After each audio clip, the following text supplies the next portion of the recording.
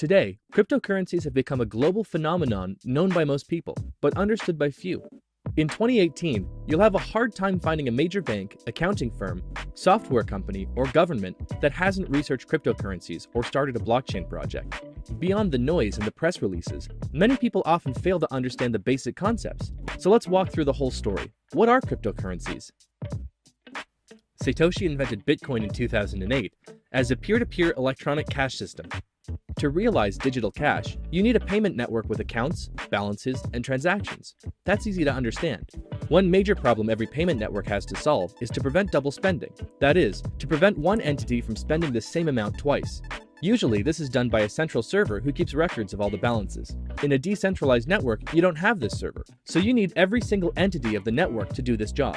Every peer in the network needs to have a full list with all the transactions to check if future transactions are valid, or an attempt to double spend. But how can these entities keep a consensus about these records?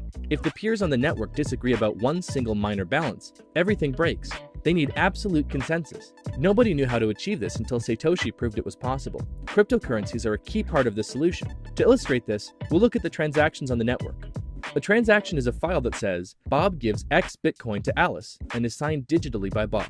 Once signed, the transaction is broadcasted to the network, sent from one peer to every other peer. This is standard P2P technology. Nothing special happening here. After a specific amount of time, the transaction gets confirmed. Only miners can confirm transactions. This is their job in a cryptocurrency network. They take transactions, stamp them as legitimate, and spread them in the network. After a transaction is confirmed by a miner, every node has to add it to its database. It has to become part of the blockchain. For this job, the miners are rewarded with cryptocurrency, for example, bitcoins. Anybody can be a miner. They just need to use some of their computer's power to qualify for the task. Every miner competes to solve a cryptographic puzzle. After finding a solution, a miner can confirm the transaction and add it to the blockchain. As an incentive to do this, they then receive a payment from the network in the form of a cryptocurrency.